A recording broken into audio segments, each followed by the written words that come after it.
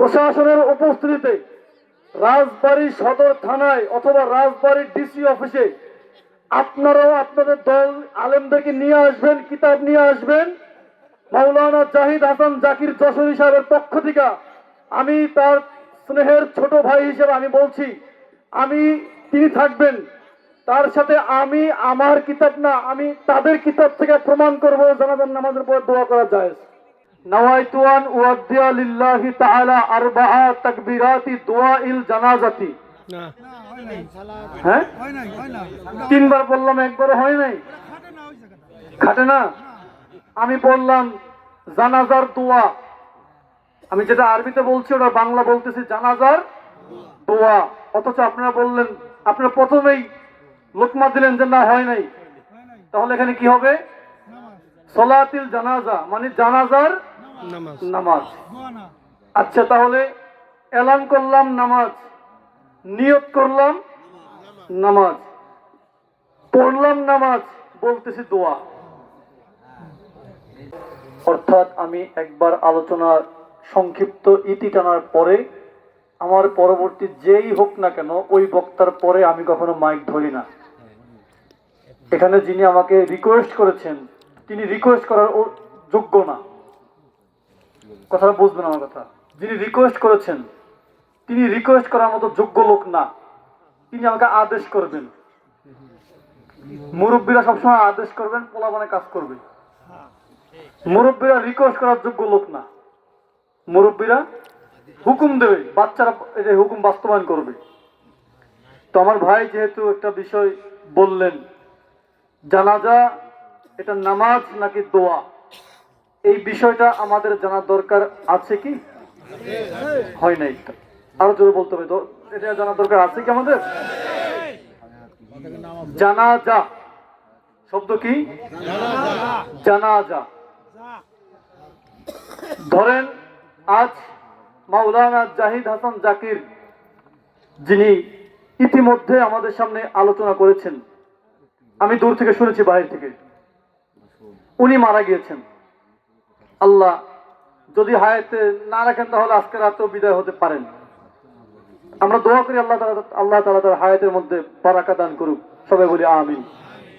এখন জাহিদ হাসান জাকির যশোরী সাহেব যদি মারা যান, আপনাদের এই এলাকার ইমাম সাহেব যেহেতু আছেন, ইমাম সাহেব হুজুরকে সাক্ষী রেখে জিজ্ঞাসা করতে চাই, একজন মানুষ যখন মারা যায় তখন এলান করা হয় কিভাবে?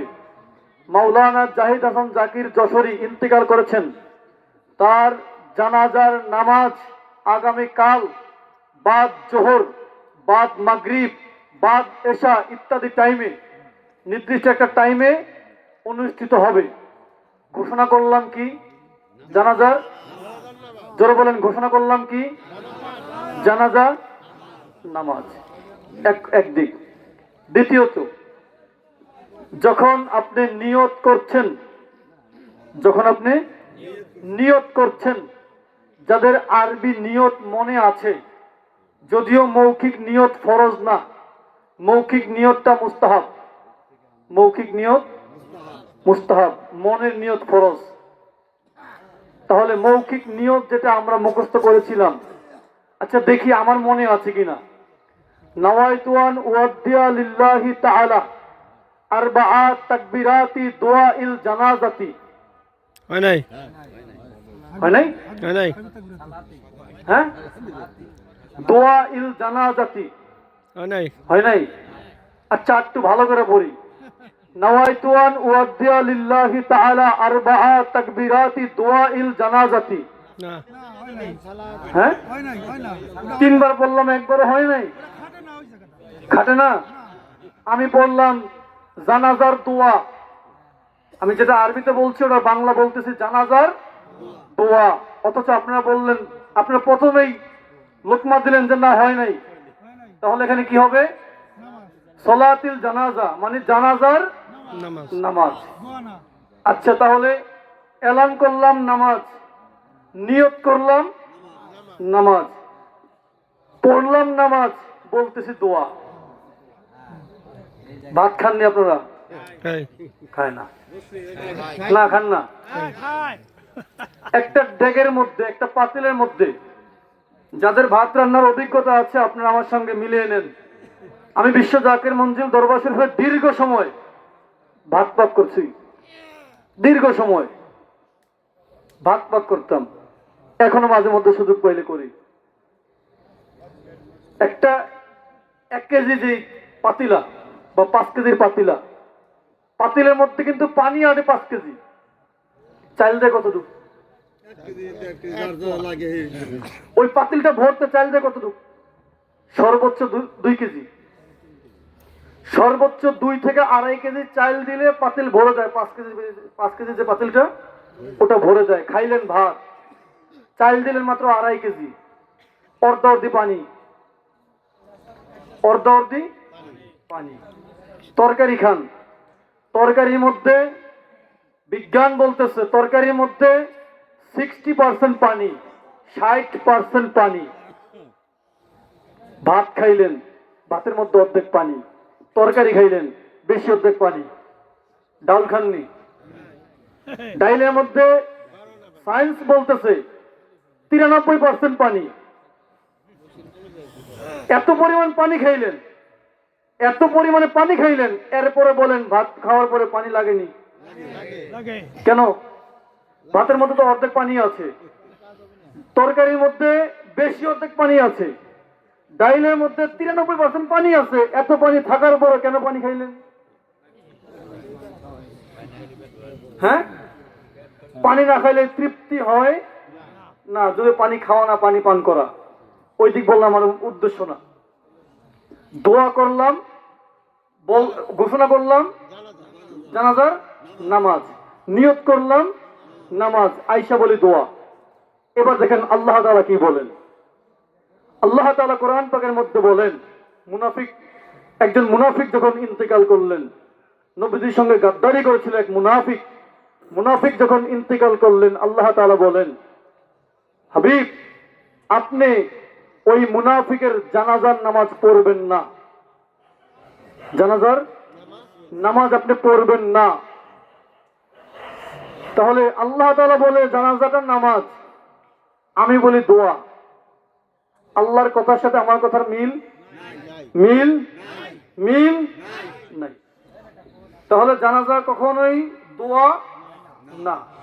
ইমাম বুখারী রাহমাতুল্লাহি আলাইহি তার সহিহ বুখারী শরীফের 1 নম্বর খণ্ডের মধ্যে তরজমাতুল বাবের মধ্যে উল্লেখ করেছেন, নাজ্জাশী এক ব্যক্তি যখন ইন্তেকাল করলেন, দয়াল নবীজি বললেন, তোমরা নাজ্জাশীর জন্য জানাজার নামাজ আদায় করো, সাল্লা আলাল জানাজা, তোমরা জানাজার সালাত আদায় করো। এরপর ইমাম বুখারী বলেন, সাম্মাহা সালাতান, এটার নামকরণ করা হয়েছে নামাজ।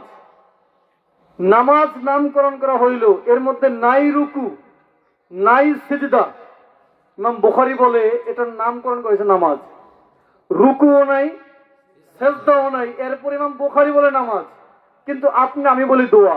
তাহলে বলেন, যাদের কিতাব পড়ি আমরা মুফতি মুহাদ্দিস, আমি কামেল হাদিস বর্ষের ছাত্র, এই যে আপনাদের ইমাম সাহেব হুজুর কামেল হাদিস ডিপার্টমেন্টের ছাত্র, আমরা ওই বুখারী শরীফ না পড়লে মুহাদ্দিস হতে পারবো না।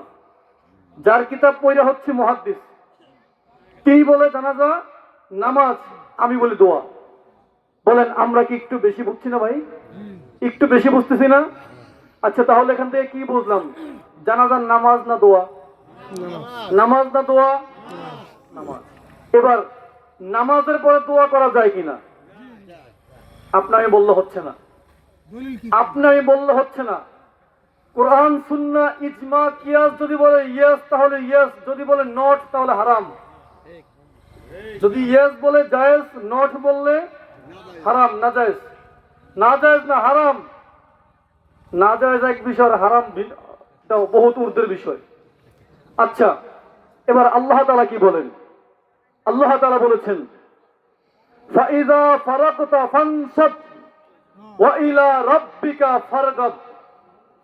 এই আয়াতের তাফসীর সম্পর্কে সমস্ত আলেম ভাইদের জানা আছে, যারা আমরা আলিয়া মাদ্রাসায় লেখাপড়া করেছি।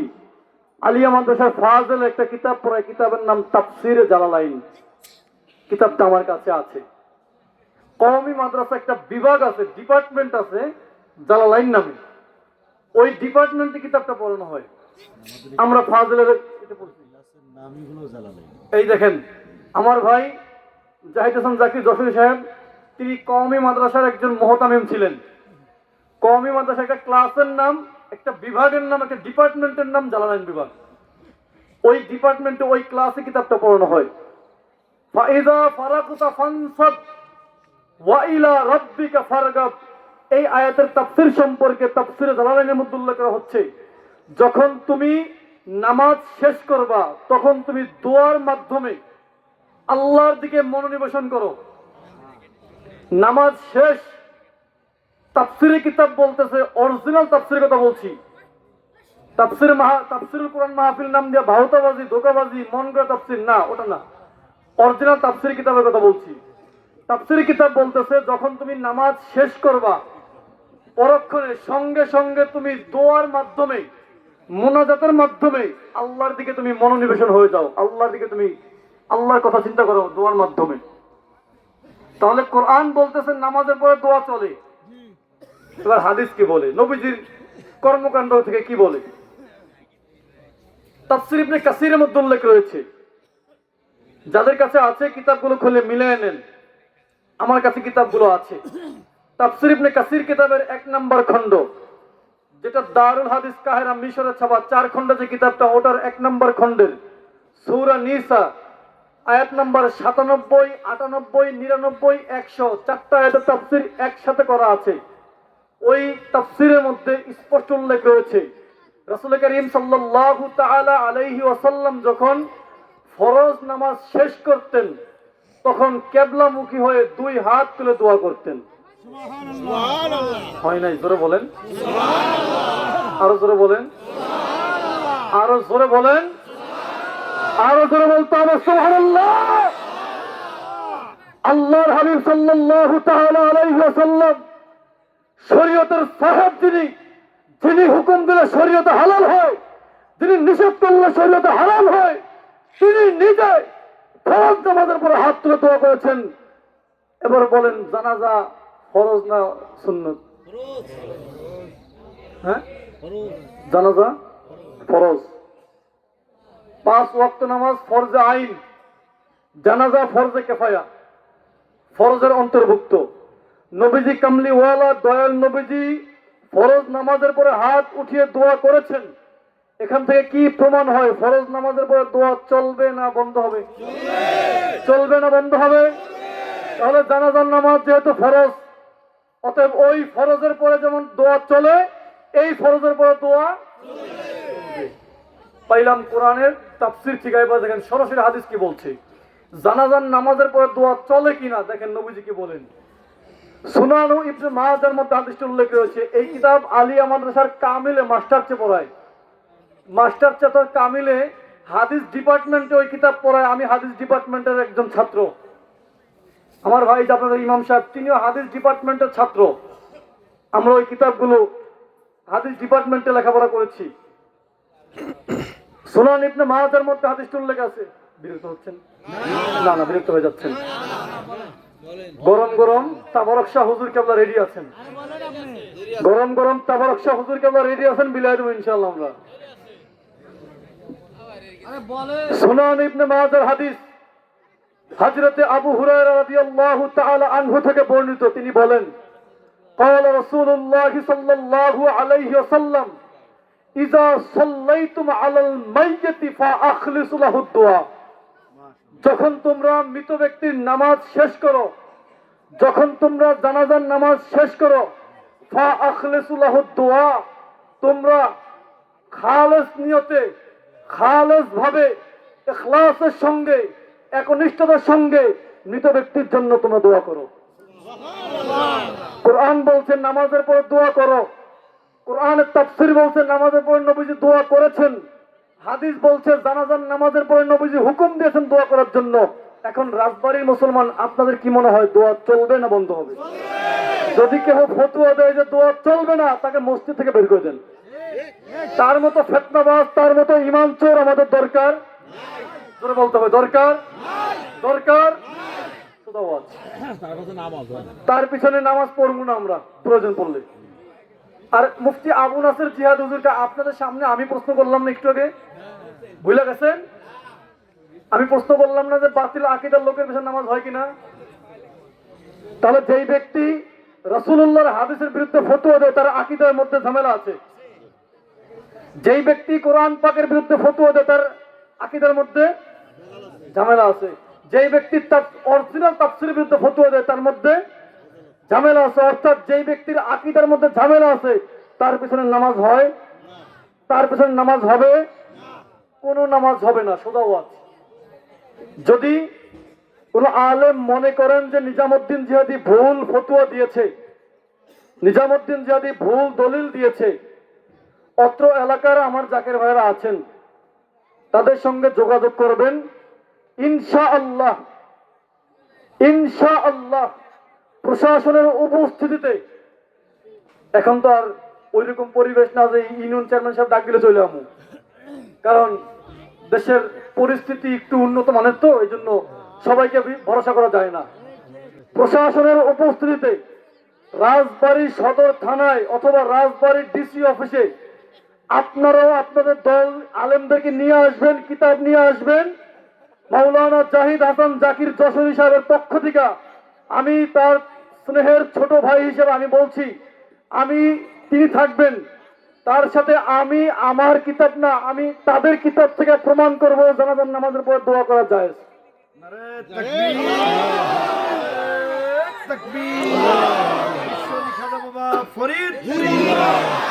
নিজামুদ্দিন জিহাদি লম্বা সময় কথা বললাম, সংক্ষেপে বলা যায় তো, কিন্তু সংক্ষেপে বললে একটা থাকবে একটা বাদ পড়বে, একটা হবে একটা বাদ পড়বে। এই জন্য আমি XYZ সব দিক মিলাইয়া এক জায়গায় না ভর্তা করলাম। এইবার খাও দলিল খন্ডাও দেখি। দোয়া চাই, দোয়া করবেন। আল্লাহ তাআলা